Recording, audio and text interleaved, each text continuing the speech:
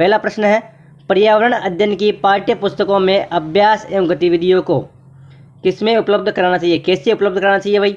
पाठ के अंत में, प्रकरणों में अंतर्निर्मित, पुस्तक में अलग अलग स्थानों पर, इकाई के अंत में। तो देखो, हमने पाठ्य पुस्तकों में अभ्यास एवं गतिविधियों को प्रकरणों में अंतर्निर्मित, ठीक है ना, जो भी प्रकरण अपन पढ़ रहे हैं उससे संबंधित उसी के पेज के आगे या उसी पेज के अंदर अपने को जो है अभ्यास एवं गतिविधियों को उपलब्ध करवाना चाहिए। तो आपका ऑप्शन बी इसमें राइट हो जाएगा। नेक्स्ट क्वेश्चन देखो, आपका नेक्स्ट क्वेश्चन है, पर्यावरण अध्ययन के शिक्षकों को करना चाहिए विशेषतः पुस्तकों और परीक्षाओं पर ध्यान देना चाहिए, बच्चों के दृष्टिकोण को स्वीकार करना एवं सम्मान देना चाहिए, अभिभावकों के विचारों को स्वीकार करना एवं सम्मान देना चाहिए, विशेषतः प्रयोगों पर ध्यान देना चाहिए। तो देखो, अगर अपन पर्यावरण अध्ययन के शिक्षक है तो हमें विशेषतः प्रयोगों पर ध्यान देना चाहिए साथियों, ठीक है ना। प्रयोग करते हुए हर चीज़ पे अपन प्रयोग कर सकते हैं, प्रत्यक्ष रूप से उनको सिखा सकते हैं, ठीक है ना। तो हमारा ऑप्शन डी इसमें राइट हो जाएगा साथियों। नेक्स्ट क्वेश्चन देखेंगे आपका 63 नंबर। देखो, प्राथमिक स्तर पर बच्चे का आकलन करने का सर्वश्रेष्ठ तरीका है कौन सा है भाई? किसका प्रयोग करके अपन आकलन कर सकते हैं? आवधिक परीक्षाएं, गृह कार्य, योगात्मक कार्य या पोर्टफोलियो? तो देखो, आकलन करने का सबसे सटीक तरीका है ऑप्शन डी पोर्टफोलियो। पोर्टफोलियो में अपन बच्चे का जो है प्रत्येक रिकॉर्ड रख सकते हैं, जैसे वो क्या कौन सी चीज़ें सीख रहा है, कौन सी चीज़ें बालक नहीं सीख पा रहा है, ये सभी जो रिकॉर्ड है अपन पोर्टफोलियो के अंदर उसका रख सकते हैं। पोर्टफोलियो जो है प्रत्येक बच्चे का जो है अलग अलग बनता है, ठीक है ना। ऑप्शन डी आपका इसमें राइट हो जाएगा साथियों। नेक्स्ट क्वेश्चन देखेंगे आपका 64 नंबर देखेंगे, एक शिक्षक पढ़ाते समय श्रव्य दृश्य सामग्रियाँ एवं शारीरिक गतिविधियों का प्रयोग करता है क्योंकि ये क्या करती है भाई? शिक्षार्थियों को दिशा परिवर्तन उपलब्ध करवाते हैं, अधिगम वृद्धि में अधिकतम इंद्रियों का उपयोग करते हैं, शिक्षक को आराम उपलब्ध कराते हैं या प्रभावी आकलन को सुगम बनाते हैं। तो देखो, अगर अपन श्रव्य दृश्य सामग्रियों का प्रयोग कर रहे हैं तो इसका मतलब जो सीखने वाला बालक है उसको सीखने में अधिक जो है लाभ मिलेगा, क्योंकि उसकी जितनी भी इंद्रियां है, जैसे आँख हुई, कान हुए, तो वो सुनकर देखकर सभी इंद्रियों का प्रयोग करते हुए वो सीख रहा है। तो अपना सबसे बेस्ट रहेगा ऑप्शन बी, ठीक है ना। ऑप्शन बी इसमें राइट हो जाएगा साथियों, ठीक है। अगला प्रश्न देखेंगे आपका 65 नंबर 65 नंबर देखेंगे साथियों, सीमा प्रत्येक पाठ को रटकर तुरंत सीख लेती है जबकि लीना चर्चा एवं ब्रेन स्टॉर्मिंग मस्तिष्क आलोडन के बाद प्रत्येक पाठ को समझती है। तो यह विकास के किस सिद्धांत की ओर संकेत करता है भाई? व्यक्तिगत भिन्नताओं की ओर संकेत कर रहा है, ये सामान्य से विशिष्ट की ओर, निरंतरता या अंतः संबंध? बताएंगे, इस विषय कमेंट करेंगे, इसका बताओ, कमेंट करो। तो इसका सही जवाब होगा ऑप्शन ए, ये जो है व्यक्तिगत भिन्नताओं को दर्शा रहा साथियों, ठीक है ना। व्यक्तिगत भिन्नताओं को ये दर्शा रहा है साथियों, ठीक है ना। ऑप्शन ए आपका राइट हो जाएगा।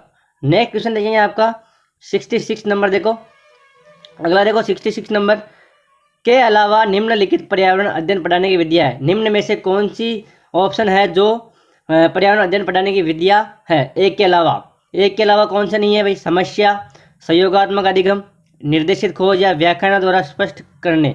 तो देखो, इसमें जो सही जवाब होगा ऑप्शन डी, यह आपका एकदम सटीक होगा, क्योंकि समस्या, संयोगात्मक अधिगम और निर्देशित खोज ये सभी पर्यावरण अध्ययन पढ़ाने की विधियाँ, लेकिन व्याख्यानों द्वारा स्पष्ट करना जो है ये पर्यावरण अध्ययन की विधि नहीं है, क्योंकि व्याख्यानों द्वारा स्पष्ट करने की जो है ये हिंदी से संबंधित विषय है, ठीक है ना। ये हिंदी से संबंधित हो जाएगा आपका, तो आपका ऑप्शन डी इसमें राइट हो जाएगा साथियों, ठीक है। अगला प्रश्न देखो आपका 67 नंबर। देखो भाई, पर्यावरण अध्ययन की कक्षा में संकल्पनाओं को स्पष्ट करने के लिए कविताओं और कहानी कथन का प्रयोग करना क्यों सहायता करता है? कैसे सहायता करता है भाई? सही दिशा में विद्यार्थियों की खोज का ऊर्जा का समीकरण करने में, पाठ को आनंददायी और रोचक बनाने में, स्थानीय एवं वैश्विक स्तर पर संसार की प्रकृति को खोजने और कल्पना करने की सही योग्यता को बढ़ावा देने में, या शिक्षार्थियों में निहित भाषा एवं सांस्कृतिक विविधता को ध्यान रखने में? तो सही जवाब क्या होगा इसका? ऑप्शन सी आपका राइट हो जाएगा, ठीक है ना। ऑप्शन सी इसमें राइट होगा। स्थानीय एवं वैश्विक स्तर पर संसार की प्रकृति को खोजने और कल्पना करने की योग्यता को बढ़ावा देने में अपन कविता और कहानी कथन का प्रयोग कर सकते हैं, ठीक है। अगला प्रश्न देखेंगे आपका 68 नंबर। 68 देखो, 68 नंबर क्वेश्चन आपका है, डिस्लेक्सिया मुख्यतः की समस्या के साथ संबंधित है। कौन सी डिस्लेक्सिया जो है वो कौन सा विकार है भाई? बोलने और सुनने, पढ़ने सुनने। तो इसका सही जवाब होगा आपका ऑप्शन सी। डिस्लेक्सिया पढ़ने से संबंधित है, पठन विकार एक तरह से, ठीक है ना।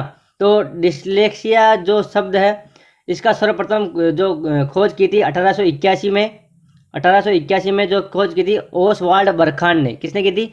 ओसवाल्ड बरखान ने। और डिस्लेक्सिया जो शब्द है इसको पढ़ने का विकार बताया रुडोल्फ ने 1887 में, ठीक है ना। 1887 में रुडोल्फ ने बताया था, फिर बाद में इसको। अगला प्रश्न देखेंगे आपका 69। देखो भाई 69 देखो, संयोगात्मक अधिगम में पुराने एवं अधिक दक्ष विद्यार्थी छोटे एवं कम कुशल विद्यार्थियों का आकलन करते हैं। इसका परिणाम है उच्च नैतिक विकास, समूह में द्वंद्व, गहन प्रतियोगिता या उच्च उपलब्धि और स्व गरिमा। सही जवाब क्या होगा इसका? ऑप्शन डी, ठीक है ना, उच्च उपलब्धि और स्व गरिमा इसका सही जवाब हो जाएगा। आप अच्छे से इस क्वेश्चन को पढ़ लेना साथियों। नेक्स्ट क्वेश्चन देखेंगे आपका 70 नंबर। देखो, अल बिरूनी जिस देश से आया उसका नाम, कौन से देश से आया था भाई अल बिरूनी? तो अल बिरूनी जो है आपका ऑप्शन आपका कौन सा राइट होगा साथियों? बी ऑप्शन राइट होगा। उज्बेकिस्तान से आया था। ये कौन से देश से आया था? उज्बेकिस्तान से आया था। और अल बिरूनी ने भारत के इतिहास में एक किताब लिखी, भारत के इतिहास के लिए उन्होंने एक किताब लिखी जिसका नाम है तारीख ए हिंद, ठीक है ना। तारीख ए हिंद किताब इन्होंने लिखी थी, ठीक है। अगला प्रश्न देखेंगे आपका नेक्स्ट क्वेश्चन। देखो, प्रयोग और प्रयोगात्मक कार्य करते हुए श्यामा का निष्पादन कक्षा में सर्वश्रेष्ठ होता है, ठीक है। उसे बहुत सृजनात्मक शिक्षार्थी माना जाता है, इसलिए वह किसके द्वारा संकल्पनाओं को सीखती है? कौन से मतलब वो सृजनात्मक शिक्षार्थी माना जाता है, तो वो कौन से चिंतन में आएगा भाई? अभिसारी चिंतन, अपसारी चिंतन, मॉडलिंग या अनुकरण। सही जवाब क्या होगा इसका? ऑप्शन बी, ठीक है ना। अगर अपन सृजनात्मकता से सीख रहे हैं तो अपसारी चिंतन आएगा, ठीक है। सृजनात्मकता के लिए आता है अपसारी और बुद्धि के लिए आता है अभिसारी, ठीक है ना, याद रखना है आपको। अगला देखेंगे प्रश्न आपका 73 नंबर। देखो, कक्षा में एक प्रभावी शिक्षण अधिगम प्रक्रिया होती है जब शिक्षक बच्चों के ज्ञान को पढ़ाई जाने वाली नई संकल्पना के साथ जोड़ने में सहायता करता है। इसके पाठशालों में निहित उद्देश्य है किसको बढ़ावा देना? व्यक्तिगत भिन्नताओं को, शिक्षार्थी स्वायत्ता को, पुनर्बलन को या ज्ञान सहसंबंध एवं स्थानांतरण को। सही जवाब क्या होगा इसका? ऑप्शन डी आपका राइट होगा साथियों, है ना, ज्ञान सहसंबंध एवं स्थानांतरण, ठीक है, इसका सही जवाब है हो जाएगा साथियों। अगला प्रश्न देखेंगे आपका 74।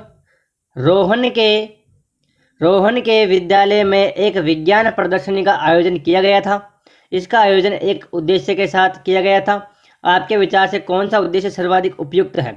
तो एक विज्ञान प्रदर्शनी का आयोजन किया था, तो इसका एक उद्देश्य सर्वाधिक कौन सा उपयुक्त होगा इसमें? शिक्षार्थियों के लिए सृजनात्मक माध्यम उपलब्ध कराना, विद्यालय का नाम प्रसिद्ध करना, अभिभावकों को संतुष्ट करना या विभिन्न व्यवसायों के लिए विद्यार्थियों को प्रशिक्षित करना। सही जवाब क्या होगा इसका? ऑप्शन ए आपका राइट होगा, ठीक है ना, शिक्षार्थियों के लिए सृजनात्मक माध्यम उपलब्ध कराना। तो बालक अगर अपन विज्ञान प्रदर्शनी का आयोजन करेंगे तो बालक सृजनात्मकता को ध्यान में, जो बालक सृजनात्मक होगा वो नई नई चीज़ें बनाने की कोशिश करेगा, है ना, उसका दिमाग नई नई चीज़ों में लगेगा, तो सृजनात्मक माध्यम उपलब्ध करना होगा इसका सही जवाब। अगला देखो 75 नंबर। के अलावा बच्चों के विकास को आकार देने वाले वातावरणीय कारकों में निम्नलिखित सभी शामिल है, तो कौन सा शामिल नहीं है बच्चे के विकास को आकार देने में? वातावरणीय कारकों में कौन सा शामिल नहीं है भाई? 3 शामिल है, 3 नहीं, 1 नहीं है। तो सही जवाब क्या होगा? संस्कृति, शिक्षा की गुणवत्ता, पौष्टिकता या शारीरिक गठन। सही जवाब क्या होगा भाई? ऑप्शन डी, ठीक है ना, शारीरिक गठन इसका सही जवाब हो जाएगा साथियों, ठीक है। बाकी संस्कृति, शिक्षा की गुणवत्ता, पौष्टिकता ये सभी वातावरणीय कारकों में शामिल है, जबकि शारीरिक गठन जो है ये वातावरण कार्यक्रम में नहीं आएगा साथियों, ठीक है। अगला देखेंगे भाई, कांसा ब्रांज के विषय में जिसका उपयोग गोलकुंडा के किले में मिली तोप में किया गया था। सही कथन चुनना है आपको। गोलकुंडा के किले में जो तोप थी उसमें किया गया था कांसा ब्रांज का प्रयोग, तो कौन सा इसमें सही है? कांसा, तांबा, कॉपर तथा जस्त जिंक की मिश्र धातु है। कांसा, तांबा, कॉपर तथा टिन की मिश्र धातु है। कांसा, तांबा एवं प्लेटिनम की मिश्र धातु है। या डी कांसा एक तत्व है। सही जवाब क्या होगा इसका? ऑप्शन बी, ठीक है ना, कांसा, तांबा, कॉपर, कांसा, तांबा जो कॉपर तथा टिन की मिश्र धातु है, ठीक है, याद रखना है इसको। अगला प्रश्न देखेंगे 77 नंबर। देखो भाई, एक ही तरह की फसल बार बार उगाने और बहुत सी रसायनों का उपयोग करने में मृदा क्या हो जाती है भाई? एक ही तरह की फसल को बार बार उगाने और बहुत से रसायनों का उपयोग करने में मृदा कैसे हो जाती है? बंजर हो जाती है, किसी विशेष फसल की उपयोगी बन जाती है, सिंचाई के लिए उपयुक्त बन जाती है या उर्वर उपजाऊ बन जाती है। तो सही जवाब क्या होगा इसका? Option A. अगर अपन एक ही फसल को बार बार बोएंगे और बहुत से रसायनों का उसमें प्रयोग करेंगे तो अपनी वो जो भूमि है ये क्या हो जाती है? बंजर हो जाती है साथियों। ठीक है, अगला प्रश्न देखो 78 नंबर। निम्नलिखित में से लेह और लद्दाख के मकानों की विशेषताएं चुनिए। तो आपको 4 ऑप्शन दे रखे हैं, इनमें से लेह और लद्दाख के मकानों की विशेषता चुनिए। ए है पेड़ के तनों से बनी लकड़ी की ढालू छतें, निचली मंजिल में कोई खिड़की नहीं, पत्थर मिट्टी और चूने से बनी मोटी दीवारें, लकड़ी के फर्श। सही जवाब क्या होगा इसका? बताओ देखो, C D A B D या ए बी सी। सही जवाब क्या होगा इसका? कमेंट करेंगे। तो सही जवाब होगा ऑप्शन ए। ठीक है ना, बी सी डी। ठीक है ना, क्योंकि निचली मंजिल में यहाँ कोई खिड़की नहीं होती है, पत्थर मिट्टी और चूने से बनी मोटी दीवारें होती है और लकड़ी के फर्श होते हैं। तो यहाँ आपका जो पेड़ के तनों से बनी लकड़ी की ढालू छतें नहीं होती भाई यहाँ से। ठीक है ना, पेड़ की तनों से बनी लकड़ी की ढालू छतें नहीं होती है। बाकी 3 आपके सही है, लेह और लद्दाख के मकानों के बारे में, बी सी और डी। ठीक है, अगला प्रश्न देखो भाई 79। तरुण भारत संघ नामक समूह संबंधित है। तो तरुण भारत संघ नामक समूह संबंधित अपना ऑप्शन डी, पुराने जिले पुनर्निर्मित करने से। ठीक है, तरुण भारत संघ नया रखना, ये पुराने जिले पुनर्निर्मित करने से संबंधित है भाई। ठीक है ना, अगला प्रश्न देखो 80 नंबर। 80 नंबर देखेंगे, सांपों के संदर्भ में आपको सही कथन चुनना है। सांपों के संदर्भ में सही कथन चुनना है। हमारे देश में केवल 4 तरह के जहरीले सांप पाए जाते हैं। नाग कोबरा जहरीले सांपों का एक प्रकार है। जहरीले सांप के 4 खोखले दांत हैं।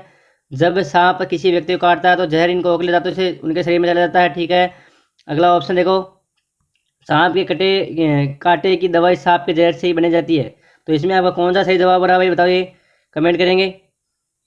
ऑप्शन आपने देख लिए, बताओ देख 80 का सही जवाब क्या होगा? सही जवाब होगा ऑप्शन सी, बी ए सी। ठीक है ना, बी ए सी आपका सही होगा। और बाकी डी ऑप्शन आपका नहीं होगा कि सांप की काटे जाने की दवाई सांप के जहर से ही बन जाती है। गलत है, क्योंकि अपन अपने औषधियों से भी दवाई बना सकते हैं। तो आपका ऑप्शन सी इसमें राइट हो रहा है साथियों। ठीक है ना, अगला प्रश्न देखेंगे आपका 81 नंबर। देखो, निम्नलिखित में से पेट्रोलियम के सही अभिलक्षण चुनिए। पेट्रोलियम के सही अभिलक्षण क्या है भाई? बदबूदार पतला पीला द्रव, अच्छी गंध का पतला नीला रंगीन द्रव, बिना गंध का गाढ़ा तथा गहरे रंग का तरल, बदबूदार गाढ़ा गहरे रंग का तेल। तो सही जवाब होगा इसका ऑप्शन डी, क्योंकि ये बदबूदार गाढ़ा होता है, गाढ़ा का मतलब एकदम ज़्यादा, और गहरे रंग का तेल होता है। ठीक है ना, तो ये आपका पेट्रोलियम के सही अभिलक्षण है। बदबूदार होना चाहिए, गाढ़ा होना चाहिए, गहरे रंग का तेल होना चाहिए। ठीक है, अगला देखेंगे प्रश्न आपका 82 नंबर। निम्नलिखित में से रोगों का वह समूह चुनिए जो मच्छरों से फैलता है। मच्छरों से कौन सा फैलता है? Malaria chikungunya, dengue malaria chikungunya, malaria हैजा मियादी बुखार, मलेरिया डेंगू हैजा। तो देखो, मच्छरों से जो फैलते हैं रोग वो है आपका ऑप्शन बी। ठीक है ना, डेंगू मलेरिया और चिकनगुनिया। डेंगू मलेरिया और चिकनगुनिया जब मच्छरों से फैलते हैं, डेंगू एडिस मछली काटने से फैलता है, मलेरिया मादा एनाफिलिस के काटने से फैलता है। ठीक है ना, याद रखना ऑप्शन बी इसमें आपका राइट हो जाएगा साथियों। अगला देखो 83 नंबर।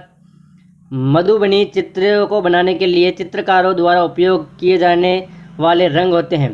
तो मधुबनी चित्रों को बनाने के लिए चित्रकारों द्वारा कौन से रंग उपयोग किए जाते हैं भाई? अति उत्तम गुणवत्ता के फाइबर पेंट, सोने चांदी के गोल कर बनाए गए पेंट, पीसे हुए चावल के रंगीन गोल, या विशेष प्रकार से बने पोस्टर रंग। सही जवाब होगा ऑप्शन सी, पीसे हुए चावल के रंगीन गोल। ठीक है ना, ये चित्रकार प्रयोग करते हैं पीसे हुए चावल के रंगीन रंग के गोल को। ठीक है ना, अगला देखो प्रश्न 84 नंबर। एक पब्लिक स्कूल में प्रत्येक कक्षा में लगभग 2 से 3 बच्चे आवश्यकता वाले हैं, विशेष आवश्यकता वाले बच्चे। ठीक है ना, कुछ बच्चे शारीरिक या मानसिक रूप से विकलांग बाधित है। ये बच्चे अन्य बच्चों के साथ उसी कक्षा में एक साथ पढ़ाते हैं। उपयुक्त पब्लिक स्कूल में से निम्न किसका अनुपालन करता है? किसका अनुपालन करता है भाई ये? सही जवाब क्या होगा इसका? बताइए। ऑप्शन ए आपका समावेश शिक्षा, क्योंकि समावेश शिक्षा ऐसी शिक्षा है जिसमें सभी बच्चों को समान रूप से शिक्षा दी जाती है। ठीक है ना, तो ए ऑप्शन आपका इसमें राइट हो जाएगा। अगला प्रश्न देखेंगे आपका 85 नंबर। घर्षण के विषय में चर्चा करते हुए एक शिक्षिका ने इस संकल्पना की व्याख्या करते हुए बहुत से उदाहरण दिए। इनमें से कुछ उदाहरण ऐसे हैं जिनमें घर्षण हमारे दैनिक जीवन में उपयोगी है। उस शिक्षिका ने कक्षा में दिए गए जो नीचे दिए गए हैं उन पर चर्चा करेंगे। हम पेन की नोक और कागज के बीच घर्षण होने के कारण ही लिख पाते हैं। बी ऑप्शन देखिए, हम परस्पर हमारे पैरों और पर्स के बीच घर्षण के कारण चल पाते हैं। ऊर्ध्वाधर ऊपर फेंकी हुई कोई गेंद घर्षण के कारण ही हमारे पास वापस लौटती है। घर्षण के कारण ही हम किसी गतिशील वाहन को ब्रेक लगा सकते हैं। तो इसमें आपका कौन सा जो है सही है? 3 ऑप्शन आपके सही है इसमें और ये गलत है। तो देखो कौन सा इसमें आपका राइट हो रहा है, कमेंट करेंगे सभी साथी। प्रश्न पढ़ लो अच्छे से। और इसका सही जवाब होगा ऑप्शन सी, ठीक है ना, डी ए बी आपका राइट है, ठीक है, डी ए और बी, सी आपका इसमें गलत होगा, क्योंकि ऊर्ध्वाधर ऊपर फेंकी गई कोई गेंद घर्षण के कारण ही हमारे पास वापस लौटती है। घर्षण के कारण वापस कहाँ से लौटती है भाई, वो तो गुरुत्वाकर्षण बल इसी कारण से आती है, ठीक है ना। तो आपका इसमें सी ऑप्शन राइट हो जाएगा। अगला देखो प्रश्न 86 नंबर, एक पश्मीना शाल लगभग साधारण स्वेटर के बराबर कितने साधारण स्वेटर के बराबर होती है तथा एक साधारण पश्मीना शॉल को बनने हेतु कितने घंटे का समय लगता है। तो देखो इसमें सही जवाब होगा ऑप्शन डी, ठीक है ना। तो जो एक पश्मीना शाल है ये लगभग 10 गर्म स्वेटरों के बराबर होती है, ठीक है ना, 10 यहाँ आ जाएगा, 10 गर्म स्वेटर साधारण स्वेटरों के बराबर होती है, और पश्मीना शॉल को बुनने के लिए लगभग 200 घंटे का समय लगता है, ठीक है ना। तो आपका इसमें ऑप्शन डी राइट हो जाएगा साथियों। अगला प्रश्न देखेंगे आपका 87 नंबर, सरिता की शिक्षिका उसे विभिन्न सामूहिक गतिविधियों में शामिल रखती है, जैसे समूह चर्चा, समूह परियोजना आदि। उसकी शिक्षिका सीखने के किस आयाम का अनुगमन कर रही है। तो इसका सही जवाब होगा ऑप्शन सी, वो सामाजिक गतिविधि के रूप में सीखना सिखाती कर रही है, क्योंकि समूह चर्चा ये एक सामाजिक गतिविधि का भाग हो जाएगा, समूह परियोजना ये भी सामाजिक गतिविधि का भाग हो जाएगा। तो आपका इसमें ऑप्शन सी राइट है होगा साथियों, ठीक है। अगला क्वेश्चन देखो, नेफेंथिस एक पौधा है जो मेंढकों, कीड़ों मकोड़ों और चूहे जैसे आदि जीवों को अपने अंदर पाँच कर खा जाता है। हमारे देश में पौधा कहाँ पाया जाता है भाई, तो नेफेंथिस नाम का एक पौधा है, यह आपका कहाँ पाया जाता है भाई, यह पाया जाता है ऑप्शन ए मेघालय में, ठीक है ना, मेघालय में यह पाया जाता है। अगला देखो 89 नंबर, उसे चुनिए जो अंडे से भिन्न है, पैराफिन, मोम, ग्रीस, कोयला, पेट्रोल। तो देखो इसमें आपका भिन्न जो है वो है कोयला, ऑप्शन सी आपका राइट होगा। पैराफिन, मोम, ग्रीस और पेट्रोल ये सभी पेट्रोलियम के उपोत्पाद है ना, उपोत्पाद है, जबकि कोयला ये है पेट्रोलियम से उत्पादित नहीं होता है, ठीक है ना।